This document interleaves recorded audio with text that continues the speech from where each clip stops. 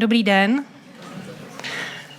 Dovolte mi vás přivítat na konferenci, na které budeme po celý den hledat odpovědi na nelehkou otázku, jaká je budoucnost sociálního podnikání.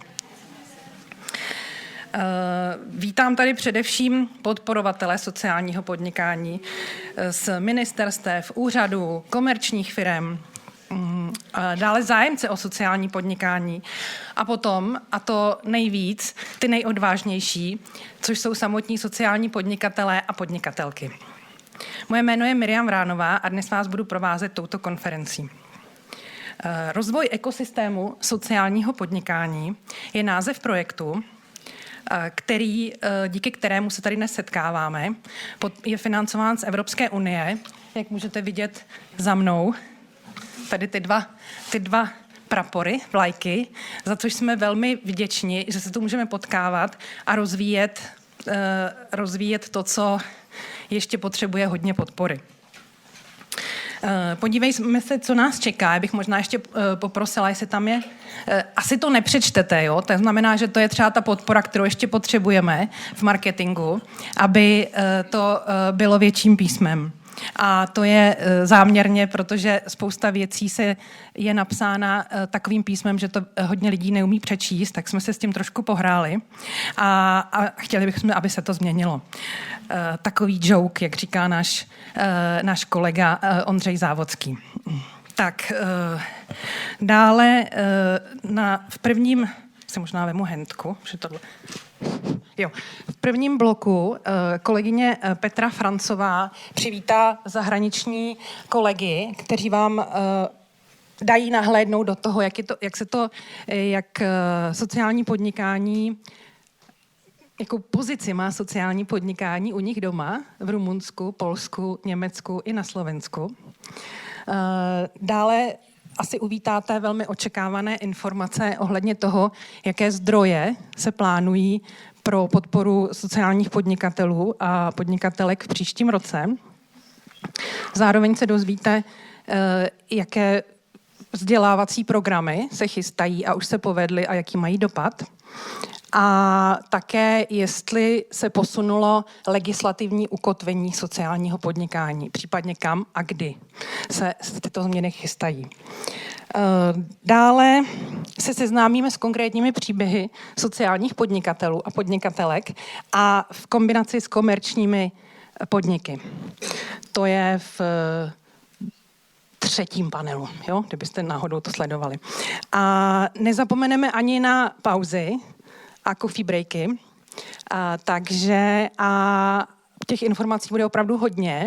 To znamená, že nejenom zapojit jednu z hemisfér, ale i druhou, obě, tak jsme pro vás připravili, já nikdy nevím, jestli levou nebo pravou, jo, tak teď jsem se, děkuji, Anu, že se směješ. Tak jsme pro vás připravili hudební vložku s akordeonistou Vojtěchem Sabou.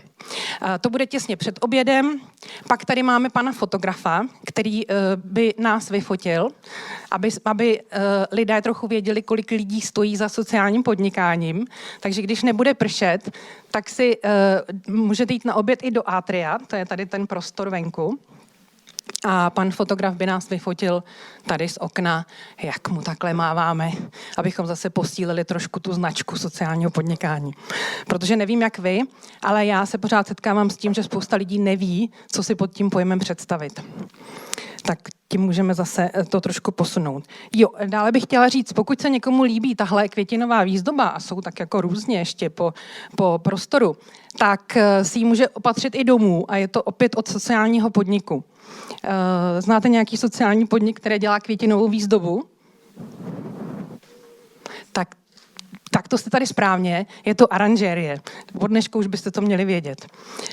Dále catering opět zajistila další sociální firma, to je Modrý domeček.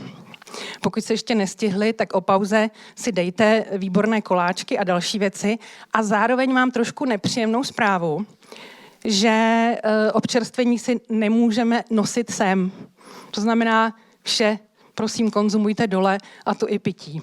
Jo, jsme v prostorách historických, tak aby se to tady nějakým způsobem nepoškodilo. Za což vám moc děkuji, že to budete respektovat. A ještě kávu. Pokud někdo ještě si chce dát kávu, tam to platí také, a ta je opět od sociálního podniku Revenium. Tak, jenom to zkontroluju.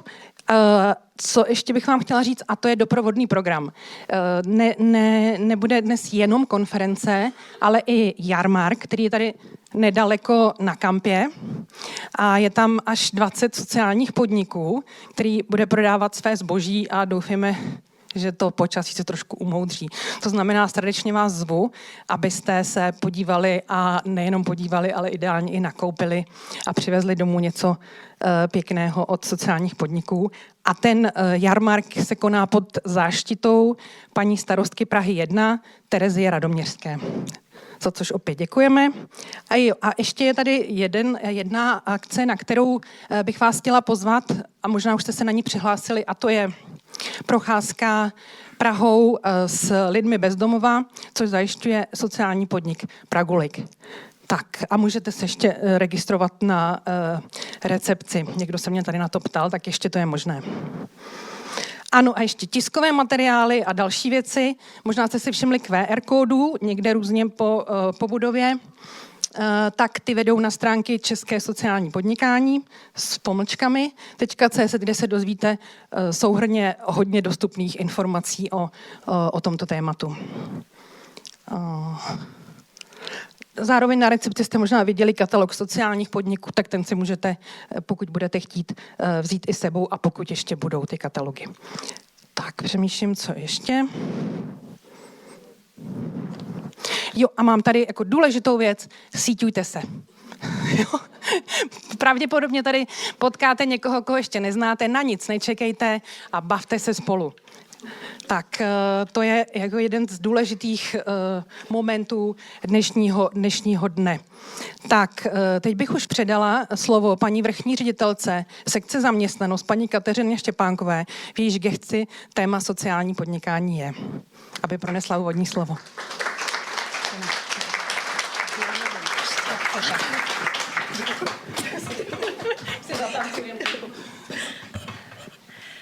Dobré ráno, slyšíte mě tady z toho? Výborně, tak já to zkusím, abych se držela, abych neupadla přitom.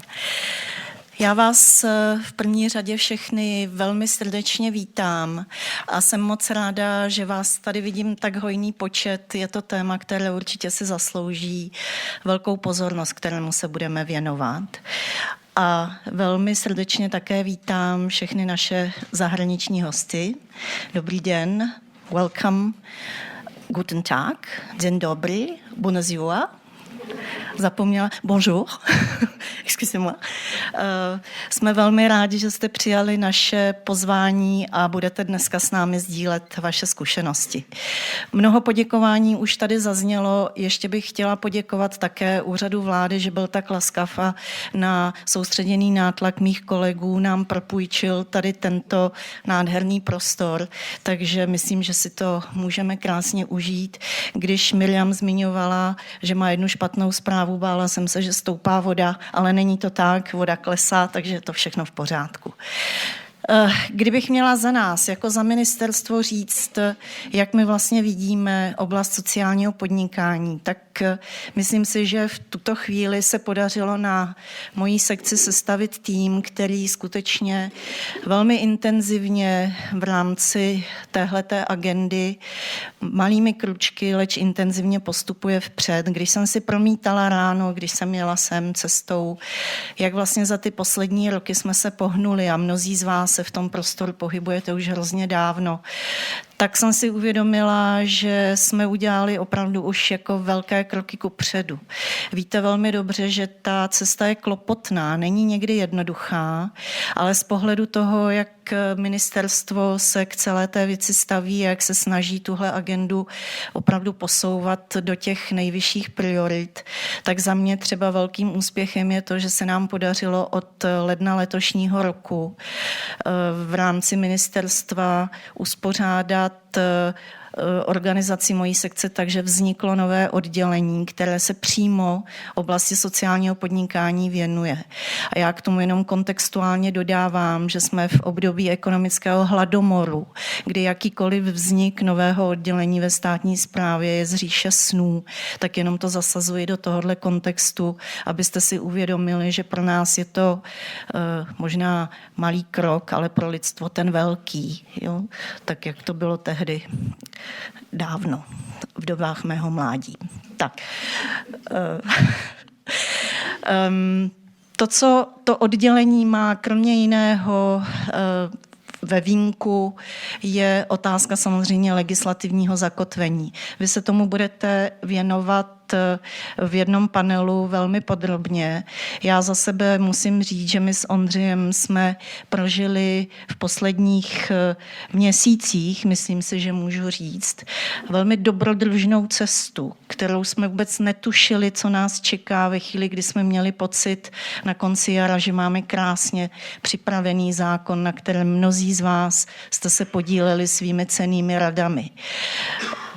Cesta byla velmi dobrodružná, v tuto chvíli jsme v parlamentu už tak daleko, že nás čeká v nejbližších dnech 3. čtení a stále věříme tomu, že zákon bude od 1. ledna 2025 účinný, tak nám prosím držte palce, ať to dobrodružství nenabere ještě nějakou nečekanou zatáčku, protože těch zákrut bylo skutečně během léta velmi mnoho. Ondřej vás tím jistě s chutí provede v rámci svého panelu. Já možná kolegyně mi napsali, co vám mám všechno říct, ale tohle já jsem měla hrozně na srdci, tohle jsem potřebovala vám sdělit. A potřebuju vám hlavně sdělit, že si strašně vážíme všichni vaší práce, kterou děláte. A i když se vám to někdy zdá, že my děláme málo, tak bych vám chtěla říct, že já si myslím, že kolegové nedělají málo. A kolegyně ráno z projektu, které tady vlastně celou tu organizaci pod Ondrovým vedením dneska tu konferenci uspořádali, tak měli strašnou trému, jak to vyjde. Prosím vás pěkně, já myslím, že jim to všichni uděláme hezký, aby tu trému už nemuseli mít. A já úplně na závěr mnohokrát děkuji celému týmu Ondrovu, že to dneska dokázal tady takhle uspořádat a ty 2 dny vám udělat hezké. A jako úplně poslední věc vám musím říct, že jsem před lety dostala od svého syna k Vánocům procházku s pragulikem. Běžte, je to naprosto neuvěřitelný zážitek a je to skvělý nápad, že tohle pro vás kolegové vymysleli. Takže závěrem děkuji ještě svým kolegům za jejich práci a vám přeju krásné 2 dny. Děkuju.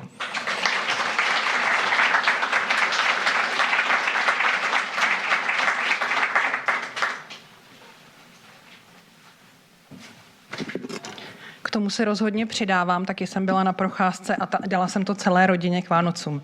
Jo? Už je to několik let a je to velký zážitek, zvlášť pro malé děti.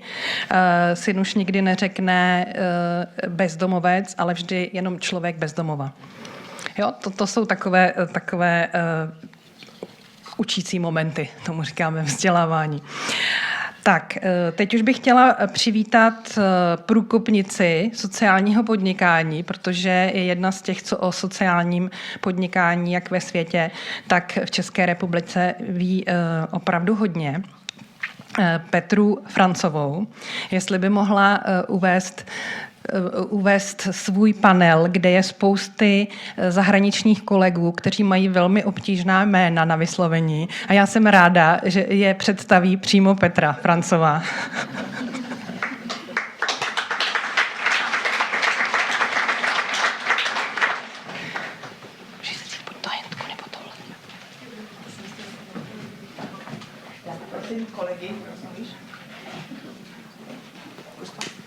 Jo, dobrý. Tak, já poprosím kolegy, aby si tady posedali, jak mají jména. A než se to stane, tak vám jenom řeknu, že jsem dneska pustila jsem si rádio ráno a tam bylo asi 10 minut o zákonu o sociálním podniku. To bylo neuvěřitelný. To jsou takový zajímavý momenty a musím říct, že jak už jsem pamětnice, takže se všechno hrozně posouvá. Pardon. A i když vám se zdá, že to jde pomalu, tak jako z mýho historického pohledu to jde docela rychle. Takže mějte trpělivost.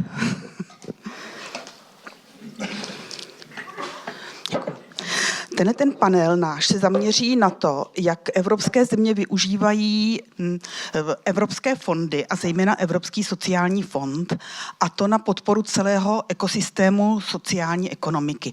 Takže nás bude zajímat, jak vlastně ten největší zdroj peněz, který tady existuje na podporu sociálního podnikání a sociální ekonomiky, lze využívat, protože jsou různé koncepty a my známe ten jeden, ale je obrovské množství variant. A máme tady zajímavé hosty, ale já bych nejradši já vám je postupně představím a pak dostanou slovo. A každý bude mít 5 minut a pak máme nějaké společné otázky a pak bude čas i na dotazy z publika. A na začátku začneme Českou republikou. Já bych ráda přivítala Annu Brabcovou, ředitelku odboru inovace na trh práce v sekci integrace, pardon, mám to napsané, jenom to špatně řekla. V sekci zaměstnanosti. A na nás seznámí s takovým jakoby rámcovým vývojem situací teďka v této oblasti u nás. Po ní nám Julien de Bay z Evropské komise, respektive z Generálního ředitelství pro zaměstnanost, sociální věci a sociální začleňování přehledně vysvětlí, jakým způsobem Evropská komise finančně podporuje sociální ekonomiku. Těch možností je nesmírně mnoho a ve zkratce se to dozvíte. Potom bych ráda představila Jakuba Šimánka z Polska, protože Polsko je pro nás už dlouhodobě takovým příkladem dobré praxe a spoustu věcí obdivujeme, co se vám podařilo. Takže jsme moc rádi, že vás tady máme znovu a Jakub Šimánek je expert s bohatými zkušenostmi, který působí na Ministerstvu rozvojových fondů a regionální politiky. Po něm tady máme jedno překvapení, protože se dozvíte, jak fungují sociální podniky v Bavorsku. A pan Christian Druck, tady máme, je vedoucí oddělení pro strategii, plánování a obecné záležitosti na Bavorském ministerstvu pro rodinu, práci a sociální věci v Německu. A tam bude překvapení, protože oni, to já vám to řeknu už dopředu, oni nevyužívají Evropský sociální fond. V tom je právě jako to překvapení. Protože my si to neumíme představit ani v podstatě. No a poslední na tomto panelu vystoupí Stefania Andreescu. Tady ji máme. Generální ředitelka na rumunském ministerstvu práce a sociální solidarity a seznámí nás s tím, jak to funguje v Rumunsku, protože my tady máme o Rumunsku poměrně málo informací, takže o to víc to bude zajímavé, že se dozvíme takový obrázek přehledný, co všechno se v Rumunsku děje a jakou tam mají plány do budoucna. Takže já bych teď poprosila Annu Brabcovou. Já vyzkouším, jestli to funguje. Funguje. Tak můžeme všichni používat mikrofony. Fungují. Dobrý den všem. Moc vás tu vítám. Moje jméno je tedy Anna Brabcová a kromě toho, že v tom odboru integrace na trh práce máme i sociální podnikání, oddělení sociálního podnikání, tak je tam více oddělení, které v podstatě dohromady tvoří mozaiku právě té integrace na trh práce. A jak z toho evropského vyššího okruhu, tak v podstatě z toho celostátního se snažíme o jednu zásadní věc společně všichni. Nejen tedy, ale především. A to pomoci znevýhodněným skupinám integrovat se na trh práce. Protože je to ta cesta té emancipace, kterou všichni chceme a je potřebná, a to nejen pro toho jedince samotného, ale samozřejmě i pro celou společnost. A celý ten ekosystém kolem člověka se v podstatě řídí v podstatě tím, jak on sám se cítí v té společnosti a co jí v podstatě přináší a co ta společnost přináší jemu. Takže ta práce byť se to třeba úplně nezdá na první pohled, je velmi zásadním pojítkem v rámci celé té společnosti. A my se právě snažíme o to, aby člověk s jakoukoliv specifickou potřebou měl možnost na ten trh práce vstoupit.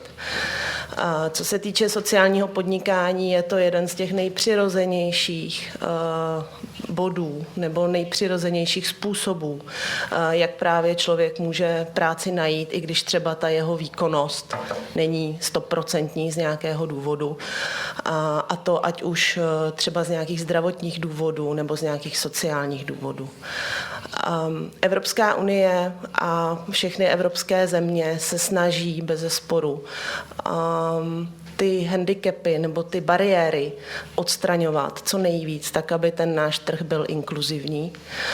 Je to určitě v kontextu celých těch obrovských změn, které často slýcháme, jako je zelená tranzice, jako je v podstatě nula uhlíková ekonomika, nízkouhlíková, ale také nástup umělé inteligence, robotizace. Ono v podstatě všechny ty obrovské orbitální změny, které na ten trh evropský práce působí, jsou velmi úzce spojené s tím, že ty lidé vlastně na okraji toho trhu práce se mu můžou v podstatě čím dál tím víc vzdalovat, protože ta náročnost na kompetence a vůbec přizpůsobení se tomu typu doby může být jako čím dál tím vyšší.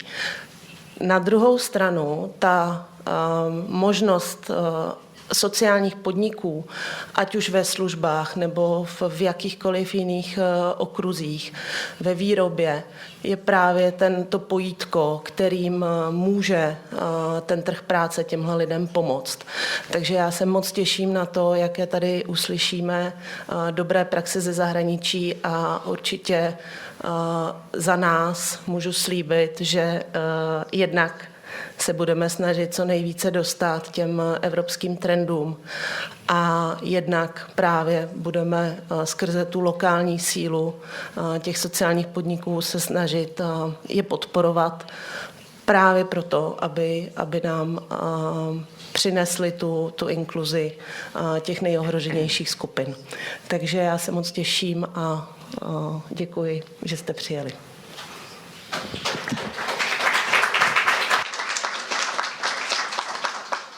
Tak já moc děkuji za tyhle povzbudivá slova a poprosím Žiliena, aby nám řekl slovo z hůry.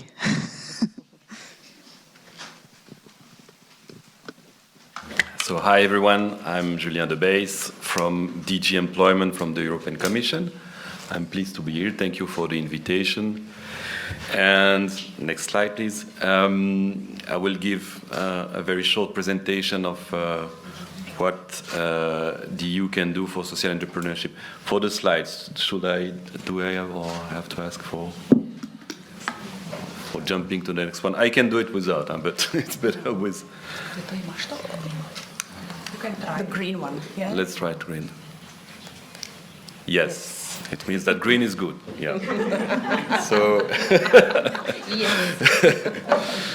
So yes, what is the context about social economy and social entrepreneurship in the EU? Well, recently, in the last years, the context has been quite nice, quite supportive. It's partly due to the presence of Commissioner Schmidt for Employment and Social Rights, who is a big fan of social economy. And he pushed for the adoption of the EU Action Plan for Social Economy in 2021. I will give the broad context. I will get into the details afterwards. And this is an action plan of more than 60 actions to be performed. We are ongoing. Many have already been completed. I will say a word about that later on. And one of the promise we made in 2021 is to have a council recommendation for member states in 2023, and we did it. And this council recommendation will push member states, like the Czech Republic, to present a strategy for social economy within 2 years after its adoption. So soon, all member states are recommended to have or update their strategy for social economy. So yes, we had a good visibility for social economy those last year. I don't know what will be the future with the new commissioner for employment. The new college is being setting up. You know that the hearings at the European Parliament will take place soon, and we will see if our Romanian future commissioner will pass the test. Now, coming to the topic of today, funds for social economy. I will not enter the detail, but I will listen very carefully to the good practice that we will be showcased today, but we give you the broad line from my perspective. My first point is that you have significant funds available, but there are some types quite difficult to access. Next slide. No, green. Yes, green. There is a false green and a real green. Just this slide is about all the elements of the action plan I just mentioned. So in the action plan, you have plenty of actions that are developing. Many are already finished. We set up a Youth Entrepreneurship Policy Academy. We are working a lot on stated rules to make them adapted for social enterprise. This is ongoing. We have made learning events for socially responsible public procurement for officials, so they know how to set up this kind of nice public procurement. We have we have accompanied the Social Innovation Competition Center. I can come back in the question you may have afterwards on elements of the action plan. But as you see on the bottom of the slide, one major element is that we have a council recommendation that requires a strategy for social economy within the 24th month. Coming back again to the funds. Well, EU funds indeed are there to support social innovation. There are plenty ways where you could use these funds to support social entrepreneurship, be it for disadvantaged group of people or for other type of social enterprise, which are also very important. If from the moment a company has a social or environmental goal and reinvests its profit in the business, we call that a social enterprise. Most of the time we have disadvantaged workers in it, but it's not compulsory. It's also belongs to social enterprise. The main tool for that is the ESF Plus. It's many billions of money in this European Social Fund Plus. It's a big fund, but many others exist. You have the Regional Development Fund, the Cohesion Fund, the Just Transition Fund. And recently, I know that, for instance, for social innovation in rural areas, there is the Leader Fund. So even myself, I don't know all the funds. But what do I know is the classification of these funds. And sorry to be bureaucratic, but you have three classifications. You have either direct or indirect management. Just remind that these are not national authorities that have the final word. This will be either for the European Commission or an institution designed by the European Commission, direct or indirect. And what do? We fund projects, we set up call for proposal, and you can certainly apply to that. Recently, for instance, in my own unit, we had a call on calling for stakeholders to wishing to set up an investment fund for social enterprise. We said, we will pay you the feasibility study, we will pay you the encounters, and you will do the funds. And that's a project we finance. In indirect management, for instance, that's the way we finance the European Center for Social Innovation in Lithuania, that also launched plenty of calls of proposals. In the questions or later on, you can ask me where is the link. I can show you where you have funding opportunity. But what is probably more important for you today is what we call share management. And that is where the bulk of the money is actually in the ESF. So this is all the structural funds, if I may say, where the money comes from the EU, but in the end it is managed by the national authorities according to big priorities set up by EU authorities. But yes, I will finish very soon. I'm passionate about it. And so, as I say, share management is your territory and exploit it, please, to its full potential. Nothing is more sad than unspent budget. And each year we have unspent budget. So please, contrary to what we do, keep your program simple and clear. Don't imitate us. We are very complex. We audit everywhere. But at national level, please do not gold plate. Make it very simple. Use financial instruments. It said grants are nice, but sometimes soft loans or soft guarantees are even better because it really accompanies the social enterprise for a longer term. And I will finish here. If you have any question later on after this conference, we have put it was one of the promise of the EU Action Plan on social economy. We have made online a EU social economy gateway where Our intention is to gather there all the information relevant for social economy and social entrepreneurship. And you see in the the screenshot I took that there is a section of EU funding programs that could be the entry point. I finish here. When you want to know something, reach the contact person first, understand the details afterwards. That would be my advice. Thank you. Thank you very much. European Commission is doing so much that it's difficult to say it in few minutes. Thank you.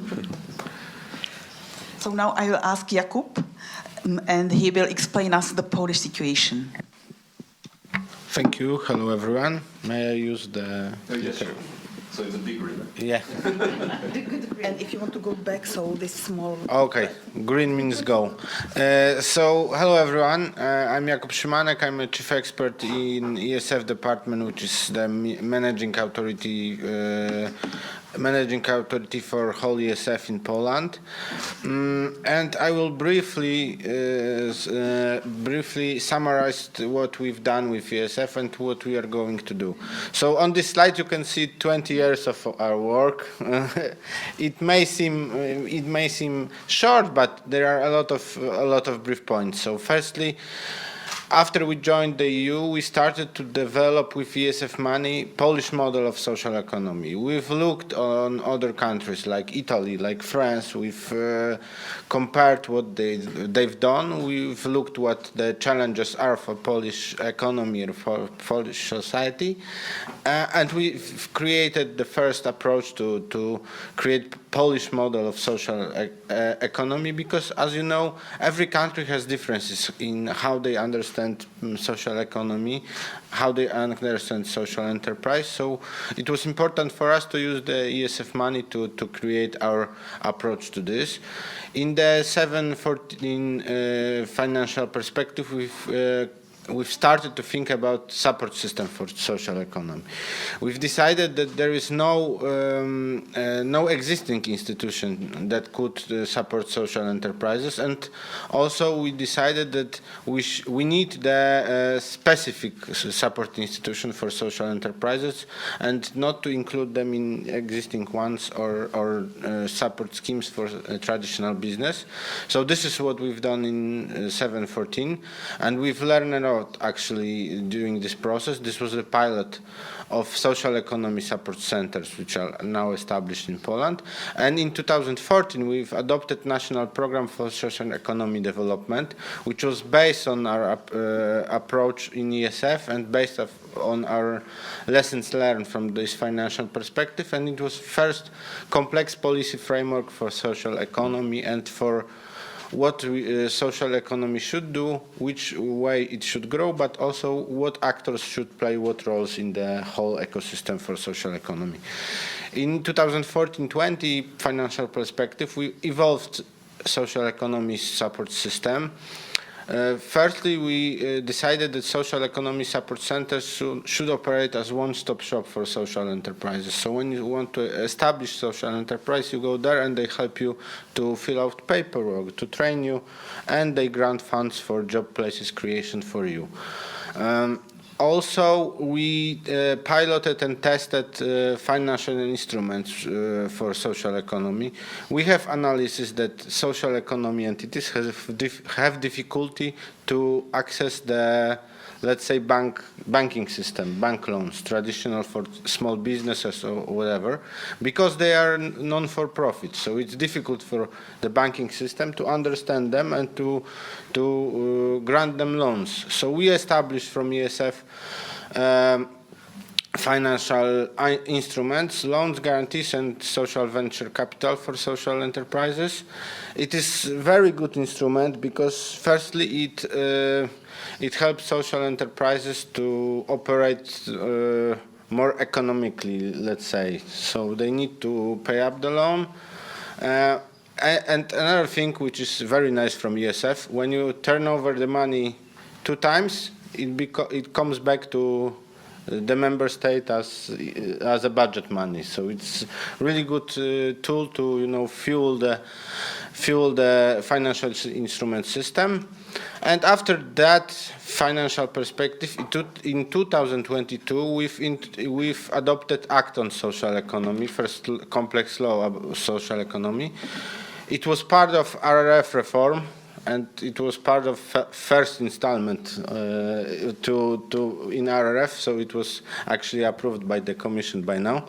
And it was based on the solution developed under ESF, and it put up, for example, the social economy support centers into the law. Okay, so 1 minute, okay. Sorry. So I will quickly go through, I will leave you with the presentation, of course. I will quickly go through what we are going to do in 21-27 financial perspective. So firstly, we are moving to growing social enterprises in social services.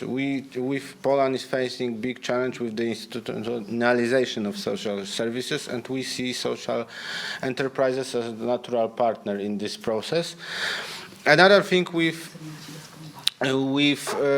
tried to do is to act on the demand side of social economy support centers, to provide tools that help, for example, local governments to buy from social enterprises more, not only directly supporting social enterprises. And we still are growing the financial instruments, because I really encourage every member state that I'm talking to establish financial instruments for social economy, because it's very useful tool, which is provided in ESF framework, so it's very, very good. And this is all from me. Thank you very much. Thank you. It's a pity that there was so few time. I must say that I always envy you these social economy support centers, which are really great. Yeah, thank you very much. So now I will ask Christian Druck, and he will show us how it is going on in Bavaria. Good morning to everyone. Thanks a lot for being here. I'm the exotic guy, as I understood. So we don't use ESF funds, that's true, or European funds. We just have a regional budget around 1 million for 2 years, so 500,000 each year. I just have to explain very shortly our social system in Germany, because if not, you don't understand what we are doing in the terms of social entrepreneurs. In Germany, don't worry, it's really short.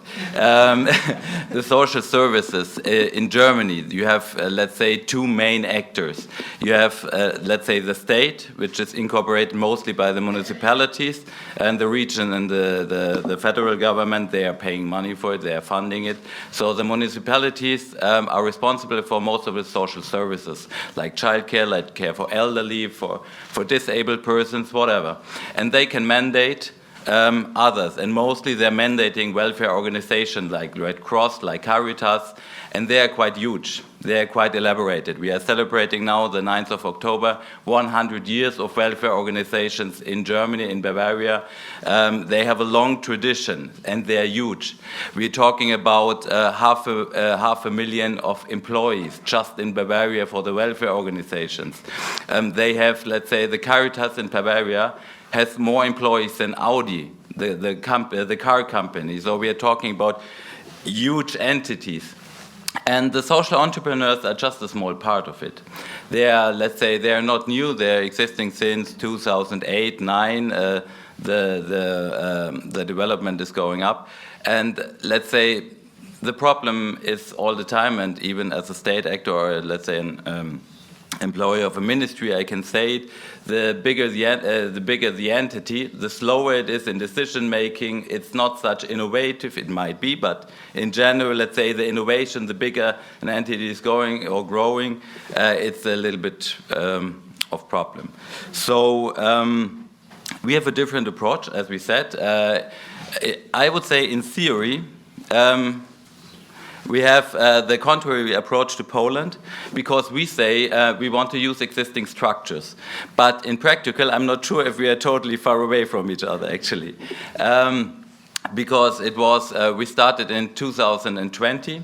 Then we were hit by Corona like everyone else, so it took some time and a lot of arguments with all other ministries, because what we are saying, we don't need new structures. We don't want to have new fundings. We have quite a lot. As I told you, 100 years of social system or welfare system in Germany. We have a lot of funds. We have the ESF funds, which are also used by a lot of social entrepreneurs, actually. They are not used by the welfare organizations because they get money from us, so, or by the national government.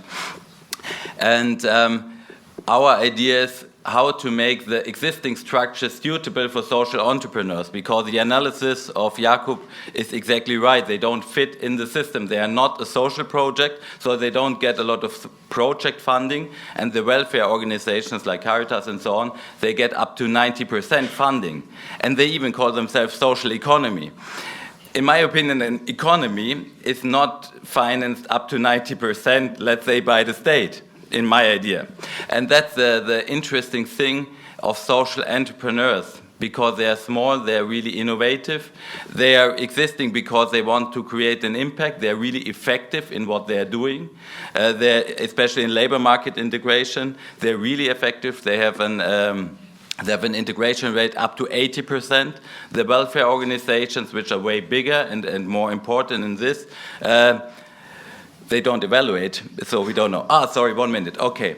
So due to this, we said we make the existing structure suitable. We have an agreement or a cabinet decision that all ministries have to provide information and contact persons, and we created a social startup hub.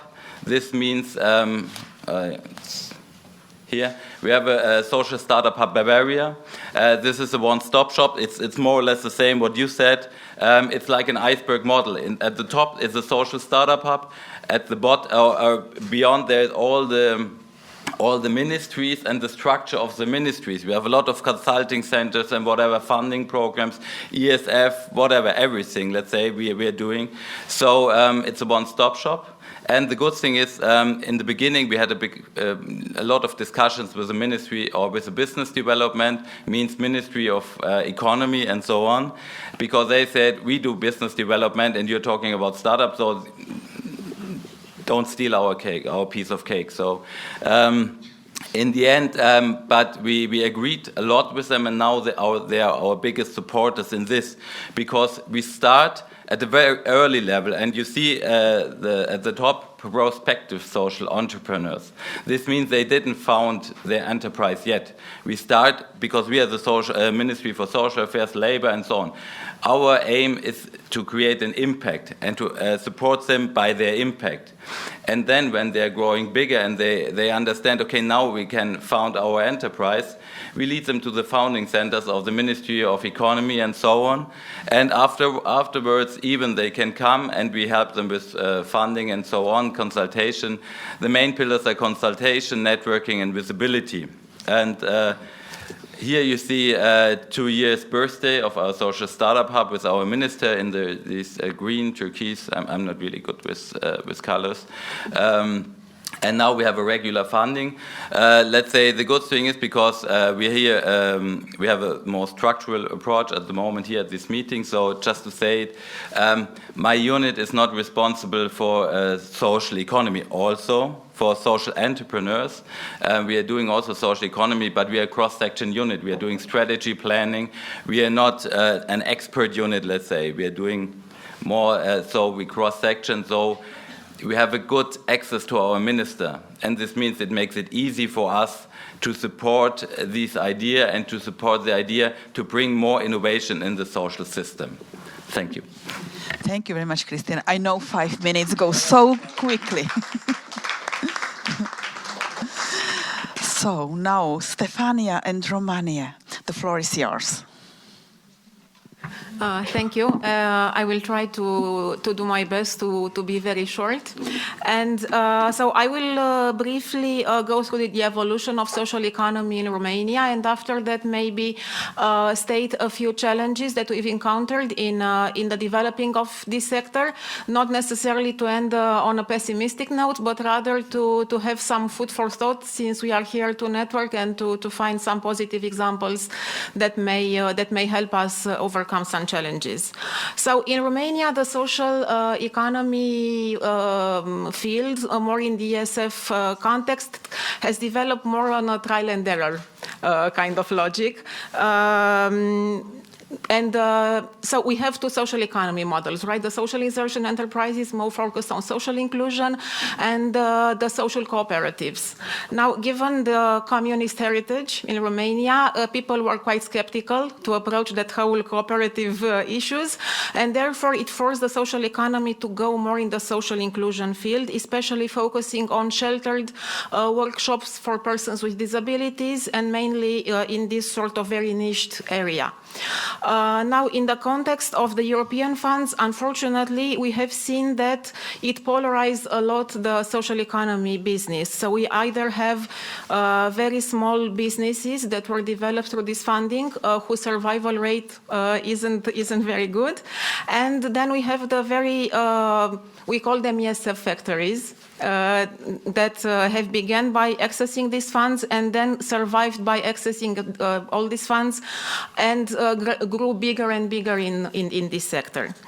Now, following the RRF, there has been a reset button in adopting a new legal framework in this, and basically it was our way to translate in the national legislation the European framework that Julian mentioned earlier, and it had two main objectives. One, to set the strategic framework to be able to put order of some sort in this field, and to create more financial facilities that wouldn't necessarily be a burden for the state budget, as Jakob mentioned, encouraging the public authorities to include social economy structures in their public procurement procedures, and then setting up some community networks in order to be able to promote the social economy structures.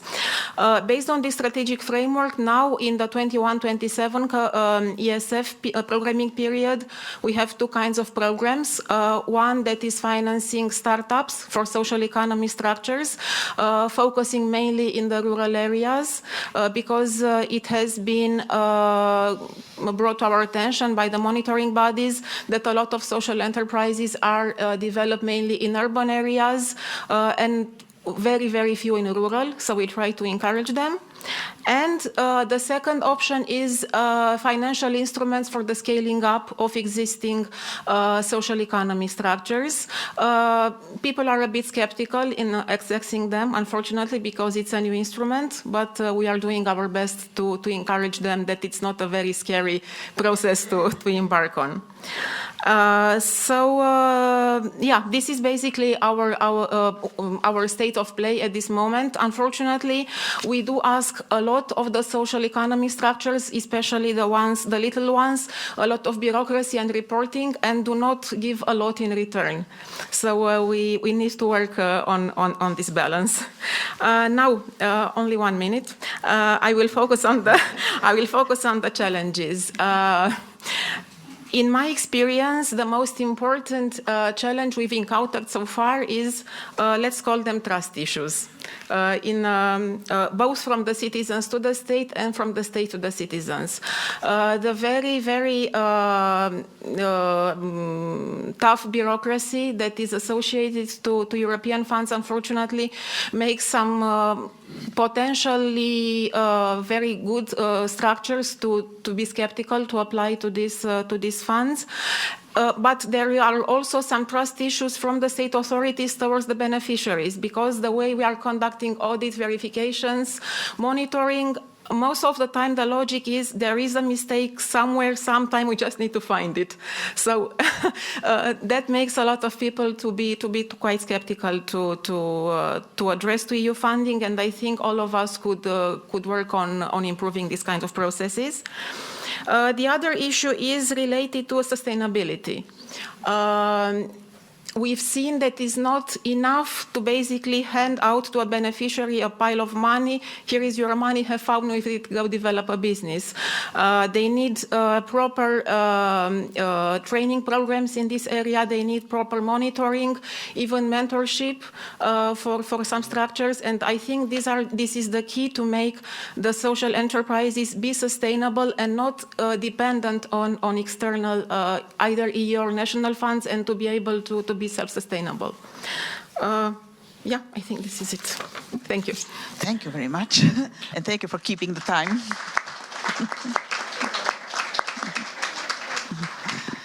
Yeah, so now let's go into discussion. I have the first question on Julien. I would like to know which countries are good examples of using European funds to support social economy, and which are not that good, without naming them, of course.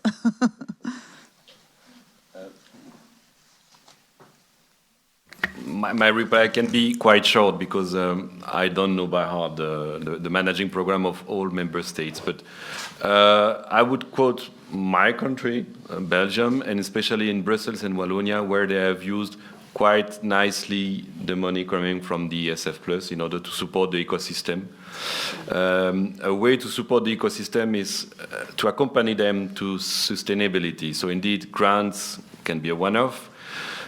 Soft loan can be one-off, but one nice thing to do, I think, is to use public money to lower the risk taken by the private sides. And in the end, I think you don't lose money as a public authority. You just made some reassurance for the private side to invest in social enterprise. That's what they are doing in Wallonia, to the best of my memory. And that one example that I would give, like to respond to this issue, which is a genuine issue of sustainability of social enterprise. Regarding red tape, I think we are all bad pupils. We are all making a lot of audit requirements, support. I take from the Commission, we certainly we have improvements to do.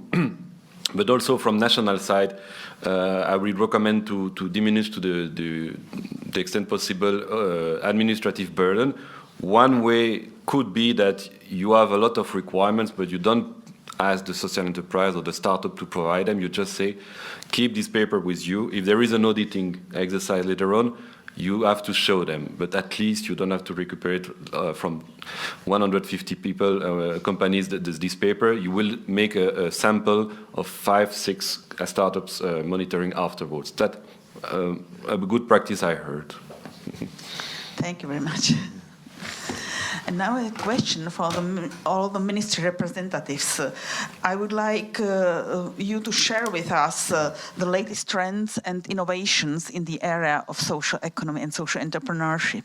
You mentioned it in your presentations already, but now if you can speak about it a bit more, and it's always good to hear it twice. May you start? Thank you. The latest trend is a quite old trend. We try to get a little bit more in rural areas, because the problem is that we have a lot of institutions like the welfare organizations in the rural areas, but not the social entrepreneurs. They have a different approach, they have a different language, and that's quite, let's say, a task to bring social entrepreneurship in the rural areas. What we are trying now is to create open hubs. We have our social startup hub has a train the trainer program, and when they train the trainers can go to their areas, to their rural areas, because the positive thing is they speak the same language, because let's say a university language is a different language than let's say on a small village. They can go there and they will provide the same services. They are, let's say, outsourced of this, let's say, satellites of the social startup hub. And this we are trying now. We also try to bring together the welfare organizations with the social entrepreneurs and even the municipalities that can create social innovation. But that's quite a task, let's say. They speak a lot of different languages, and it's about the cake and who gets which piece and so on. Yeah, thank you. Thank you very much. And how is it in Poland?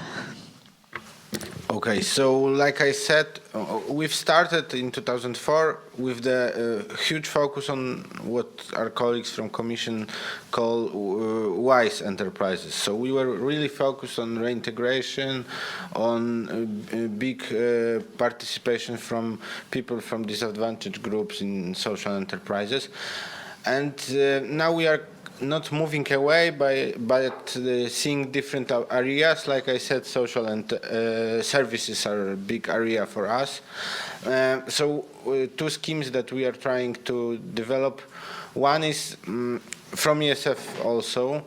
We are providing, let's say, something we call social bonus for local governments that decide to grant a tender to social enterprises in the area of social services. When they do that, they can get some money from ESF for this tender. Also, as a result, we think that they will strengthen the cooperation with social enterprises in the area of social services. Also, in the ESF funds for social services, we are promoting working with social enterprises. So this is something important for us, that we are trying to not only encourage social enterprises to work there, but encourage entities that develop projects in social services to find and to look for social enterprises in this area.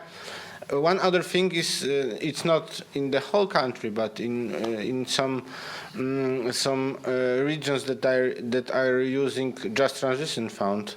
They are also in some regions investing with Just Transition Funds to establish social enterprises for people who are living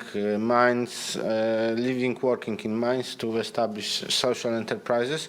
And it's kind of the most logical thing in Poland, because our social enterprises are generally small entities. They are work on the local level. So when you establish, and they are community-based, so when you establish social enterprise in the area that is being transitioned with Just Transition Fund, it's only natural to establish social enterprise in this area. And we will see how it goes, but yeah, this is a big thing. In one of the regions, they are investing a lot of money for this, yeah. Thanks a lot. And how it is in Romania? So after adopting this new legislation, as I've mentioned, we try to encourage the public authorities to implement the mechanism of, we call them socially responsible public procurements, in order to promote and to enlarge this market that the social enterprises adhere to.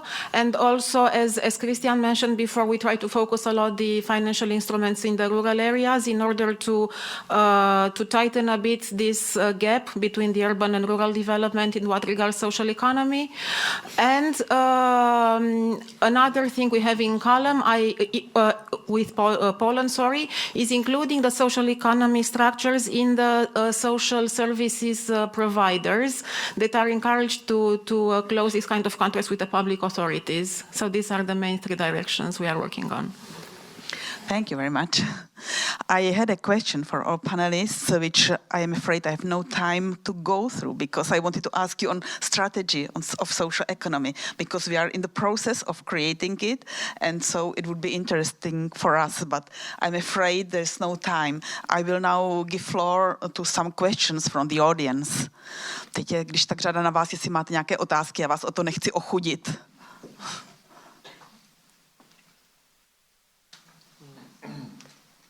Adam.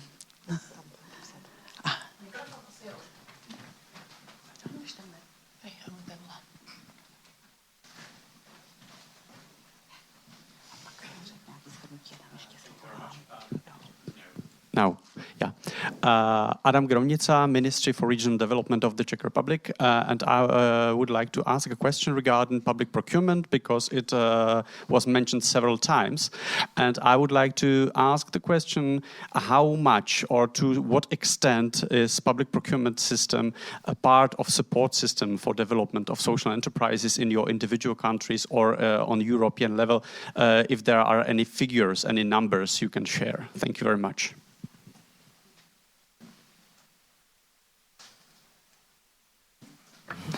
I'm sorry we don't can share any numbers, but the procurement system is actually suitable for this. What we are doing at the moment, especially at my ministry, with the procurement, we have these inclusion enterprises, which are, let's say, where a lot of persons with disabilities are occupied. So we can do it. We try to, our approach is more, let's say, to support the sensibility in procurement and local procurement. A lot of municipalities even adapt their procurement for this.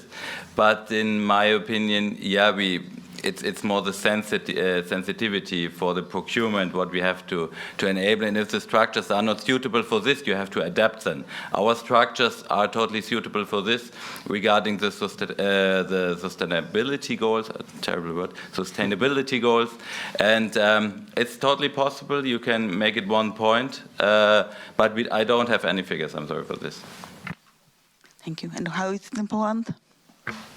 So yeah, I don't have also any figures, sorry, but I will say that we always try to encourage local governments to use public procurement to support social enterprises, and also from the other side we encourage social enterprises and teach them to better prepare themselves to be part of social part of public procurement. And also our procurement office was really open, so there are textbooks, there are some guidelines to help implement social public procurement, but the difficulty is it's sometimes hard to convince local government to use public procurement, but not from the side that they are worried that they will do something wrong or the audit will say that you messed up and you must pay up. No, they are afraid that preparing the tender is very long process, so they work for some months to prepare the tender, and then nobody applies for this tender.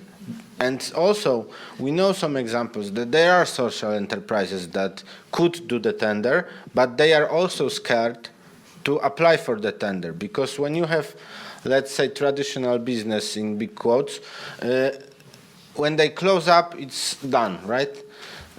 They can establish something new, but when social enterprise, especially that is focused on employment, is closing up, it's a tragedy for them, because they are not only working to increase their turnover, but they also working to reintegrate those people.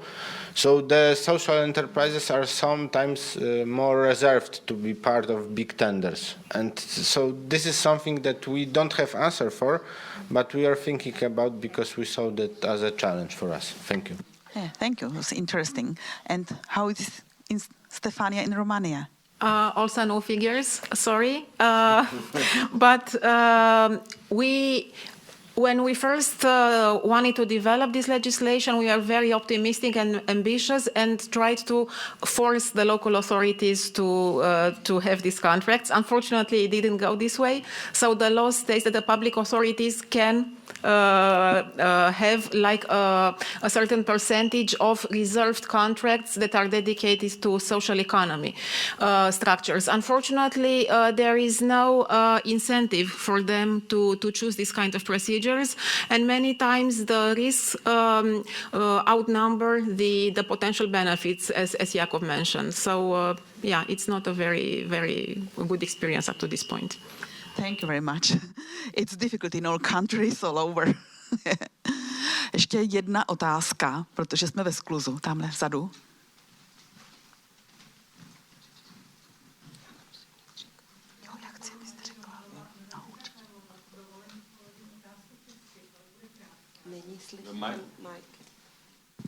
Ještě jednou? Jo? Dobrý den, Marie Dohnalová, Univerzita Karlova. Omlouvám se, mluvím česky, ale bude krátká otázka, myslím na pana Juliana, jestli mohu požádat. Jaký je váš názor na termín, na označení solidární ekonomika? Domníváte se, že postupně nahradí to označení sociální ekonomika? Děkuji. Tak, Julien, can you answer? For me, the labeling of a reality is not that important. Today at EU level, we have the concept of social economy. It's not 100% clear, but it works. It mainly works. Now I know that, for instance, in France, they always speak about social and solidarity economy. We are not against that. What is important is that we more or less agree on the content. Now, if one day social economy is replaced by solidarity economy, I'm not against it, but I fear that it will create confusions. So, to the extent possible, let's keep to the current wording, even if in some countries it may create confusion, like you mentioned that social cooperative may have a kind of, yeah. But when we clarify things once for all, let's keep with this wording. That would be my proposal.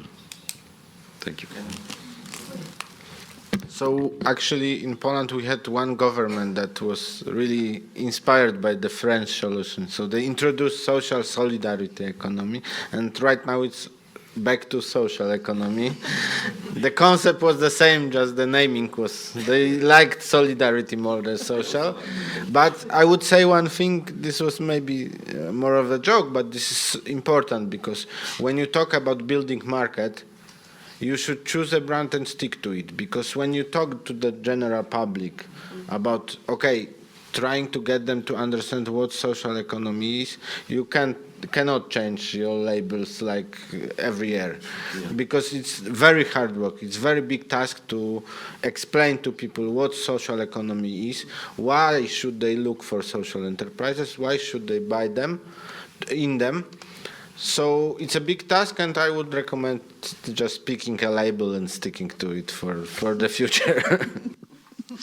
Thank you very much. And I have the last question on Julien, because I would like to ask you if you can somehow predict how the new European Commission will approach social economy.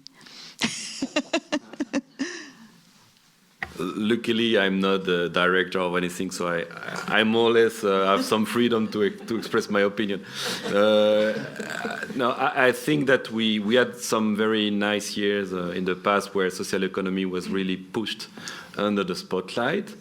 And I think that there is no obstacle that this dynamic continues, probably with less spotlights. But in the end, do we care if the programs are still running, if we are still achieving progress? For me, the fact that we are not named everywhere in any policy document is not an issue as long as we don't see obstacles in our development. So I'm quite optimistic. The next focus will be a lot after the Letta and Draghi report on competitiveness. But if you read fairly these reports, you see that investment in skills, people, public service, and law enforcement remains crucial. So we have to be careful. Competitiveness doesn't mean less workers' rights, less protection, not at all. Some people may interpret it like that, but that's not, I mean, in my service, it's not the interpretation we make. But so, yes, we can be optimistic. It will depend on us, yes. Thank you for optimistic words. A já teďka přeskočím do češtiny. A ještě naposled mám poslední otázku na Anu Brabcovou, aby nám řekla, čím se inspirovala, co jí přišlo z toho, co jsme tady teď slyšeli, takové zajímavé, že by se v tom dalo u nás uvažovat. Krásná otázka, děkuju. Pokusím se být velmi stručná a ještě tedy k tomu, mě to utkvělo, musím to říct, k tomu sociální ekonomika. My, když jsme v parlamentu představovali Mimochodem byla to evropská otázka nebo takový evropský strategický plán, tak opravdu jsou v parlamentu zástupci, kteří si pletou slovo sociální a socialistický, takže byli velmi vyděšeni z toho, co jim jako chceme představit. Takže my jsme vůbec nemluvili o té strategii, ale o tom, že to opravdu není nějaký jako socialistický výplod choré mysli ze strany Evropské komise, ale že je to opravdu sociální ekonomika. Takže to je jenom takový bonmot, který se opravdu stal. Co se týče té dobré praxe, nebo to, co mě zaujalo, tak jsou to jednak tedy to uvědomění, že řešíme všichni úplně stejné v podstatě věci. Abych byla konkrétnější, tak za mě je tam určitě ten velmi důležitý regionální aspekt. To jsme tady slyšeli úplně od všech, že v podstatě z toho centra se velmi těžko radí těm v podstatě konkrétním podnikům na té regionální úrovni a že tam opravdu ten lokální aspekt je velmi důležitý. Potom tady rezonovalo a zaujalo mě to zjednodušování té administrativy a vůbec koncept důvěry.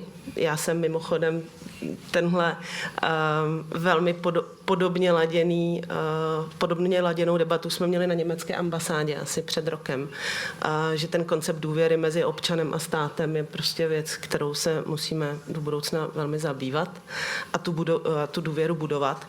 A odbřemenění té administrativy v evropských fondech, která je prostě velmi náročná. A dále ta udržitelnost sociálních podniků a vůbec capacity building, hezký český slovo, capacity building pro ty lidi, kteří se chtějí rozjet jako podnikatelé a zároveň chtějí páchat dobro, ale ty dva aspekty sladit tak, aby ta organizace byla udržitelná. A rozvoj určitě těch různých nástrojů, jako jsou půjčky, záruky, to si myslím, a ve spojení s legislativou, tak abychom podporovali vlastně nezávislost těch firem, tak to mi přijde velmi důležité. Tak moc děkuji za to shrnutí. Je vidět, že ty problémy a věci, co řešíme, máme napříč opravdu, sdílíme je, protože to většina evropských zemí má podobně, i když jsou tam rozdíly. Takže já vám všem moc děkuju. Já poděkuji našim panelistům, Christianu Druckovi z Bavorska, z Německa, Julienu de Beyi z Evropské komise, Aně Brabcové, Jakubu Šimánkovi z Polska a Stefanii Andreescu z Rumunska. Děkujeme.